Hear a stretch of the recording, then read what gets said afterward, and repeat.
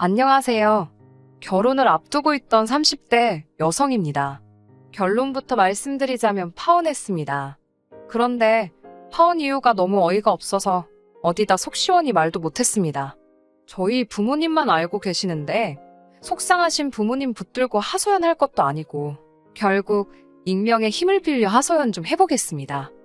저는 대학교를 졸업하자마자 사람들이 한 번쯤 들어봤을 법한 대기업에 들어갔습니다. 사실 부모님께선 제가 대학원에 가길 바라셨지만 제가 솔직히 공부에 크게 뜻이 있던 건 아니었거든요. 뿐만 아니라 그동안 저를 키우고 가르치시느라 고생하신 부모님께 더 이상은 손을 벌리고 싶지 않았던 것도 있어요. 그저 하루빨리 그 깊은 은혜에 보답해드리고 싶은 마음이 컸지요. 게다가 저희 집이 부족하진 않았지만 그렇다고 경제적으로 풍족한 상황도 아니었습니다. 그런 와중에도 하나뿐인 딸인 제가 뭘 배우고 싶다, 해보고 싶다 하면 어떻게든 기회를 주신 부모님이셨어요.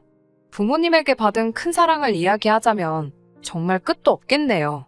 아무튼 그래서 저는 계속해서 공부를 하는 대신 좋은 회사에 들어가야겠다고 진작부터 생각하고 있었고 다행히 목표를 이룰 수 있었습니다. 대기업에 입사를 하자마자 이후에는 열심히 회사 생활을 하다가 나이 40이 되기 전 제 사업을 차려야겠다는 새로운 목표도 세웠고요. 제 성격이 일단 뭔가 해야겠다고 마음을 먹으면 마치 경주마처럼 그것만 보고 달리거든요. 직장 생활도 다를 게 없어지요. 덕분에 친구들과의 여행, 연애 같은 건 잊고 살았던 것 같아요. 그렇게 어느덧 제 나이도 30을 목전에 두게 되었고 주변 사람들은 절 일중독이라고 불렀어요. 그러던 어느 날 평소에도 저를 챙겨주고 아껴주던 회사 선배 언니가 보다 못하겠던지 그렇게 살지 말라며 소개팅을 주선해 주었습니다. 솔직히 내키지도 않았고 당황스럽기까지 했지만 언니 마음이 고마워서 거절하지 못했달까요? 그렇게 만나게 된 사람이 바로 남자친구입니다. 이제는 파혼한 사이라 사실 남자친구라고 부르기도 어색하지만 편의상 남자친구라고 부를게요. 처음 만났을 당시 전 29살이었고 남자친구는 저보다 3살 많은 32살이었습니다. 나이 때문인지 결혼을 전제로 한 만남은 아니었지만 그렇다고 분위기가 가볍지만도 않았네요. 처음 만났을 당시 저희 둘은 비슷한 수준의 회사를 다니고 있었습니다. 하지만 남자친구는 재수했지, 군대 다녀왔지, 그리고 취업 준비를 하느라 휴학도 했지. 덕분에 나이만 많았지 오히려 저보다 졸업이 늦었고 그렇다 보니 저보다 회사 생활도 늦게 시작했더라고요. 그래서 연봉은 제가 조금 더 높았네요. 아무튼 그런 조건과 별개로 남자친구는 써글써글한 외모의 젠틀한 매너를 가지고 있었습니다. 성격도 크게 모난 구석은 없는 것 같았지요. 그래서 연애 경험이 한 번밖에 없다고 했을 때 하마터면 저한테 거짓말을 하고 있다고 오해할 뻔했네요. 사실 말하기 쑥스럽지만 저 역시 제대로 된 연애는 해본 적이 없었습니다. 한마디로 둘 다 나이만 먹었지 연애에 서툴었어요. 그래서 처음에는 별것도 아닌 일에 다투기도 했고 잡음도 있었고요. 하지만 서로 양보하고 맞춰가며 인연을 만났습니다. 그 무렵 소개팅을 주선해 주었던 선배 언니가 결혼을 하게 되었습니다. 언니 역시 저 못지않게 이욕심이 많은 사람이었는데 그런 언니가 결혼을 하니까 제 마음도 왠지 싱숭생숭하더라고요. 불현듯 제 나이가 벌써 31살라는 생각을 하게 되었고 시간이 이렇게 빨리 흘렀구나. 새삼스레 주변을 둘러보니 이미 몇몇 친구들은 좋은 사람을 만나 시집을 갔고 심지어 아이까지 키우고 있는 친구들도 여럿이었습니다.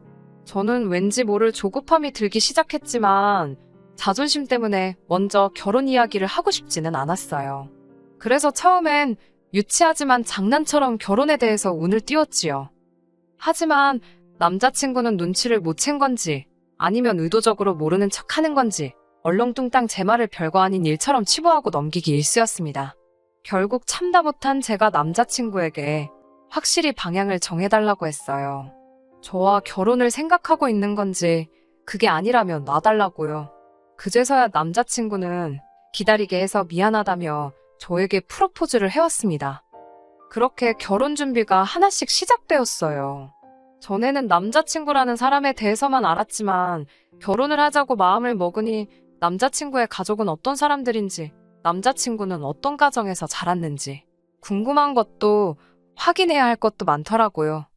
서울에서 태어나 지금까지 부모님과 떨어져 본 적 없는 저와 달리 남자친구는 혼자 15년째 자취를 하고 있어요. 한편 남자친구의 부모님께선 차로 1시간 반 정도 떨어진 곳에서 살고 계셨는데 그 근처에서 반찬 가게를 운영하신다 들었지요. 장사가 어느 정도 되었는지는 잘 모르겠네요. 결혼 이야기가 나오기 전에는 그런 이야기까지 궁금하지 않았던 게 사실이고 결혼 이야기가 나온 후에는 괜히 제가 돈 때문에 물어보는 것처럼 보일까봐. 돈 이야기가 나왔으니 말이지만 결혼 이야기가 오가면서 시쳇말로 서로 주머니 사정도 오픈을 했어요. 저는 당시 모아둔 돈이 7천 정도 있었고 남자친구는 3천이 있었습니다. 그리고 남자친구는 할부가 끝나지 않은 차를 한 대 소유하고 있었고요. 저와 만나기 전 주변 친구들이 자동차는 좋은 거 타야 된다고 꼬셔서 얼떨결에 외제차를 뽑았다고 하더라고요. 그래서 한 달에 차값으로만 나가는 돈이 100만 원 가까이 되었습니다. 이 부분에 있어서는 솔직히 너무 이해도 안 되었고 마음에 들지 않았지만 저와 알기도 전에 있었던 일이니 제가 남자친구를 탓할 만한 상황이 못 되었네요. 남자친구는 어머님 아버님과도 좋은 관계를 유지하고 있었습니다. 남자친구도 저와 마찬가지로 외동이라 그런지 남자친구에 대한 어머님의 정성이 대단하셨지요. 게다가 덜어져 살아서인지 어머님께선 한 달에 한 번 내지 2번은 꼭 남자친구 자취방에 찾아오신다 들었습니다. 국이며 반찬이며 챙겨오셔서는 청소까지 구석구석 싹 해주고 가시신다고요. 사실 그 이야기를 들은 이후로는 남자친구 자취방에는 아예 출입을 하지 않았습니다.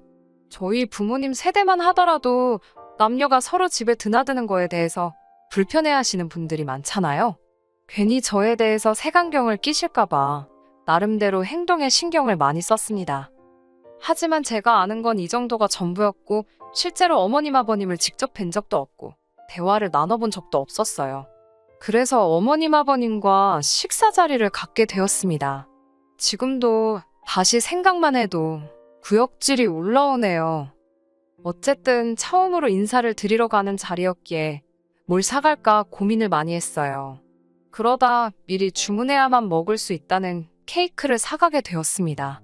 어차피 식사하고 나면 디저트가 필요할 테니까 다 같이 먹으면 되겠다는 생각이었지요. 남자친구가 원래 달달한 디저트류를 좋아하기도 했고요. 그렇게 남자친구 집에 도착하니 어머님께서 드디어 만나본다며 너무 다정하고 따뜻하게 저를 반겨주셨습니다. 사실 시집살이라던가 고부 갈등에 대해 안 좋은 이야기를 많이 들어서 긴장을 꽤나 한 상태였거든요. 하지만 어머님의 환영 덕분에 제 마음속 걱정이 눈 녹듯 사라지는 것 같았네요.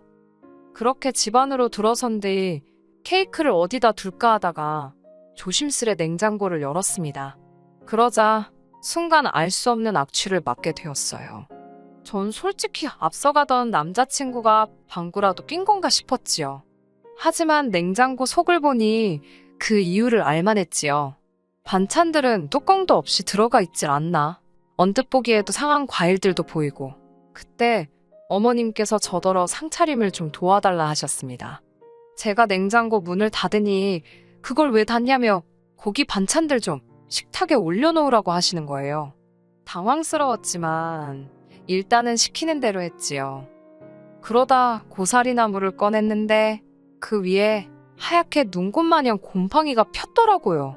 제가 어머님께 이건 버려야 할 것 같다고 보여드리니 이건 덜어내면 된다며 이 고사리가 시골 어디서 누가 보내준 귀한 거라며 이따 저도 좀 챙겨주신다고 하셨습니다. 저는 일단 떨떠름한 표정으로 표정이 어땠을지 모르겠네요. 아무튼 감사하다고 말씀드렸지요. 어머님께선 하나밖에 없는 아들이 며느리감을 데려온다고 해서 너무 좋으셨다며 갈비찜도 하고 전도 하셨다고 그러더라고요. 제가 뭐라고 이렇게까지 하셨나 싶어서 너무 감사했어요. 어머님은 이제 거의 다 되었다며 저더러 거실에 가서 남자친구랑 같이 앉아있으라고 하셨습니다. 제가 좀 더 도와드리겠다고 했지만 괜찮다고 하시더라고요. 그리고 비로소 긴장이 좀 풀리면서 남자친구의 집을 둘러보게 되었습니다. 남자친구의 집 구조가 특이해서 들어오자마자 부엌이었고 부엌을 가로질러야 거실에 갈 수 있었거든요. 거실은 이렇게 표현해도 될지 모르겠습니다만 한마디로 정신이 하나도 없었습니다. 일단 크고 작은 화분들이 한쪽 벽을 가득 채울 만큼 늘어져 있었는데 문제는 대부분이 죽어 있었다는 거지요. 누렇게 뜨고 마른 잎들이 간신히 매달려 있는 화초들이 즐비했습니다. 게다가 초록빛 곰팡이가 잔뜩 끼어있는 대형 어항도 볼만하더군요. 당연히 그 안에는 물고기도 없었지요. 아무튼 한번 그런 것들이 눈에 들어오기 시작하니까 저도 모르게 자꾸 다른 것들도 관찰 아닌 관찰을 하게 되더라고요. 곧이어 때가 탄 건지 색이 바랜 건지 알 수 없는 커튼이 눈에 들어왔고 그제서야 저는 제가 끌어안고 있던 쿠션을 보게 되었습니다. 하마터면 소리를 지를 뻔했어요. 이건 마른 핏자국인지 아니면 오래된 커피 자국인지 알 수 없는 진한 갈색의 얼룩이 듬성듬성 있었으니까요. 남자친구가 놀란 저를 보더니 대수롭지 않다는 듯 자기 거랑 바꿔줄 거냐입니다. 제가 괜찮다 하니까 뒤집어서 안고 있으라고 했던 것도 같아요. 갑자기 괜히 몸이 근지럽고 솔직히 찝찝하더라고요. 그래서 손이라도 씻고 올까 싶어 화장실로 향했습니다. 화장실은 제가 온다고 치우기라도 하셨는지 거실에 비하면 양반이었습니다. 하지만 손을 씻고 물기를 수건에 닦으려는 순간 거의 토할 뻔했네요. 걸려있는 수건에서 걸레 냄새가 났으니까요. 제가 절대로 비위가 약한 사람이 아닙니다. 웬만한 대화 주제로도 끄떡없는 사람이거든요. 결국 저는 대충 손을 털고 나왔습니다. 인사드리는 날이라고 백화점 고급 브랜드에서 연분홍 투피스까지 사입고 온 제 자신이 우스울 지경이었네요. 아무튼 그렇게 거의 소파에 엉덩이를 걸치듯 앉아 있었습니다. 어머님이 쉬라고 해서 앉아있던 거지만 왠지 가시방석처럼 편하진 않았어요. 아버님은 저더러 똥 마려운 강아지 마냥 왜 그러냐고 농담을 던지셨지만 그런 농담이 당황스럽고 재밌지도 않았던 전 어정쩡하게 웃어 보였지요. 어느덧 어머님께서 식사 준비가 다 되었다 하셨고 그렇게 저를 포함한 모두가 식탁에 둘러앉았습니다. 집의 상태와 달리 모든 음식은 정갈하게 담겨져 있었고 냄새도 좋았어요. 반찬 가게를 하신다더니 역시 솜씨가 좋으신가 보다고 속으로 생각했지요. 하지만 그런 생각도 잠시 저는 어머님의 행동에 다시 한번 크게 놀라고 말았습니다. 어머님께선 국이 간이 잘 됐나 혼잣말처럼 말씀하시더니 수저로 간을 보시더라고요. 좀 싱겁다 하시더니 맛소금을 어머님 입에 넣으셨던 수저에 덜어서 그대로 국이 들어있는 냄비로 직행이었습니다. 어머님께선 당신 입으로 쪽 빨았던 수저로 온 가족이 먹어야 할 국을 휘휘 젓고 계셨지요. 아버님이나 남자친구는 익숙해서 그런지 별로 놀란 기색이 아니었지만 저는 어쨌든 남이잖아요. 비위가 너무 상하더라고요. 하지만 저도 남자친구와 결혼을 하고 싶어서 인사를 드리러 온 입장인데 정색을 할 수도 없고 그렇다고 어머님께 뭐라 할 수도 없어서 그냥 아무 말도 못했습니다. 식탁에는 갈비찜이 있었는데 아버님은 며느리감 온다고 네 엄마가 큰돈 썼다면서 모처럼 갈비 뜯게 생겼다고 좋아하시더라고요. 괜히 무안하기도 했지만 정말 저 때문에 신경을 써주셨나 싶어서 비위가 상한 것과는 별개로 기분이 좋더라고요. 그런데 아버님께선 갈비찜을 정말 공격적인 속도로 드셨습니다. 문제는 다 드시고 남 뼈 있잖아요. 그 뼈를 뭐 당신 옆에다 두시거나 빈 접시에 놓으시는 게 아니고 원래 갈비찜이 담겨져 있던 그릇에 다시 넣으시는 거예요. 아직 거기엔 손도 안 댄 갈비찜이 많았는데 거기에 당신이 쪽쪽 빨아 드신 뼈다귀를 도로 가져다 놓으셨다는 얘기입니다. 저는 처음엔 설마 잘못 두셨나 하고 생각했어요. 하지만 그게 아니었지요. 몇 번이고 너무나 당연하다는 듯이 그리고 심지어 남자친구도 아버님과 똑같은 짓을 하더라고요. 제가 놀라서 작은 목소리로 그걸 왜 거기다 놓냐고 한쪽에 따로 두라고 했습니다. 그러자 남자친구가 우린 원래 여기다 놓는데? 그러는 거예요. 어머님도 저더러 너도 그 뼈 식탁에 놓지 마라고 괜히 식탁 닦아야 된다고 그러셨습니다. 정말이지 각자 입에서 나왔다 들어갔다를 반복했던 뼈가 다시 고기가 들어있던 접시에 담기는 걸 한번 상상해보세요. 정말 식욕이 뚝 떨어졌어요. 그래도 당장이라도 토해버리고 싶은 걸 억지로 참고 어머님이 휘휘 저어 떠주신 국물하고 간신히 밥을 삼켰네요. 그러자 어머님께선 왜 이렇게 못 먹냐며 손수 고기를 발라 제 수저 위에 올려주셨습니다. 어쩔 수 없이 어거지로 한 입을 먹었는데 어머님이 고기가 부족한 것 같다며 뼈다귀로 가득한 접시를 들고 가시더니 다시 그 위에 갈비찜을 채워오셨지요. 하지만 이런 문제로 제가 파혼을 한 건 아닙니다. 솔직히 집안마다 가풍도 다르고 환경도 다르니 제가 어느 정도는 이해를 해야 한다고 생각했어요.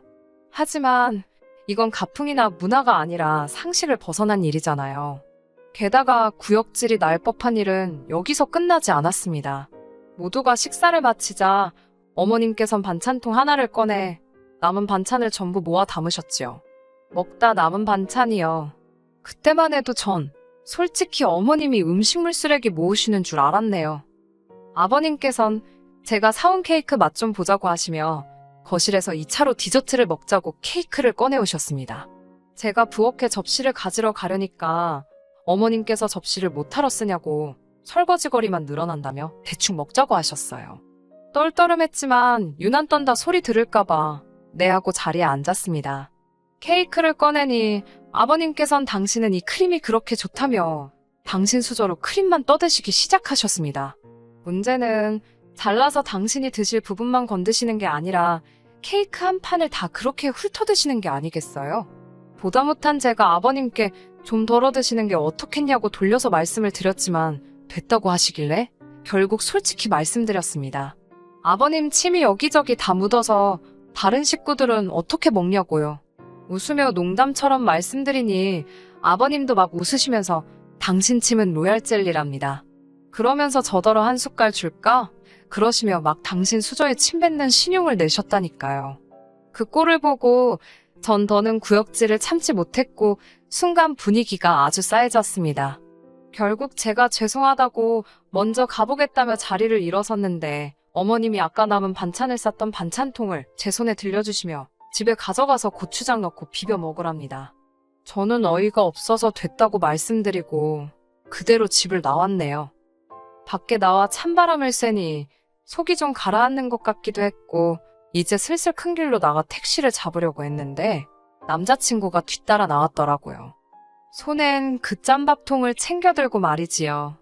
전 남자친구가 제가 걱정이 돼서 나온 줄 알고 괜찮다고 했는데 자세히 보니 남자친구 표정이 울그락불그락 장난이 아니었습니다.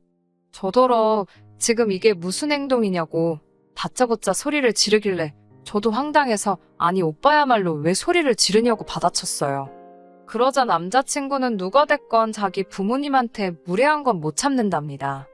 어이가 없어서 내가 무례하긴 뭘 무례했냐고 솔직히 너무 비위생적이고 비상식적이라 참다 못 참고 뛰어나온 건데 오빠 눈엔 저게 정상으로 보이냐고 물었습니다. 그러자 남자친구가 한다는 말이 한 집안 식구들끼리 뭐가 비위생적이냐며 아주 악다구니를 쓰더라고요. 아니 전 솔직히 말해서 남자친구가 왜 그렇게 격분을 한 건지 파혼한 지금도 이해가 안 됩니다. 차라리 남자친구가 자기 부모님이 절 너무 편하게 생각하셔서 실수를 하신 것 같다 미안하다라고 말했으면 저도 내가 좀 더 참았어야 하는데 어른들이 민망하진 않으셨을지 걱정이다는 식으로 대화가 마무리되지 않았을까 싶거든요. 하지만 남자친구는 미안하다는 말은커녕 저더러 왜 자기 엄마가 싸준 반찬은 안 가져가냐며 왜 자기 부모님을 무시하냐고 계속해서 억지를 쓰더라니까요. 결국 저도 막판엔 그걸 더러워서 어떻게 먹냐고 오빠나 먹으라고 했습니다. 그러자 어머님 반찬 가게 오시는 손님들은 돈 주고 사 먹고 없어서 못 먹는다며 저더러 꼴값 떨지 말랍니다. 도저히 들을 생각도 없고 논리도 안 통하는 인간한테 떠들어봤자 나만 손해다 싶어서 그래 많이 팔아먹으라고 덕담 한마디 해주고 뒤도 안 돌아보고 집에 왔네요. 제가 이렇게 파혼을 했으니 도대체 어디 가서 이야기를 할 수 있겠어요? 이건 뭐 본격적으로 혼수 예단 이야기를 하다 틀어진 것도 아니고 시부모님 되실 분들은 상식이 없으셨고 아들은 재수가 없었다고 해야 하는 건지 파혼 결정은 제가 일방적으로 했고 그래서 한동안 남자친구에게 연락이 오긴 했었어요. 일평생 그렇게 살아오신 어른들을 바꾸려 들지 말라나 옛날에는 다 그렇게 손으로 나눠 먹고 했어도 그게 정이다 생각하고 살았다나 자기 부모님은 정이 많은 분들이라 그렇다나 별의별 개소리를 다 하던데 그냥 깔끔하게 무시했더니 이제 연락은 없네요. 솔직히 제 인연이 아까워 미치겠습니다. 그렇다고 원망만 하며 시간을 보내기엔 제 인생이 아까워서 오늘 이렇게 마지막으로 털어놓고 더는 기억하지 않으려고 합니다. 똥 밟은 셈 치려고요. 끝까지 들어주셔서 감사합니다. 오늘의 사연은 여기까지입니다. 구독과 좋아요, 알람 설정 부탁드리고 더 좋은 사연으로 다시 찾아뵙겠습니다. 감사합니다.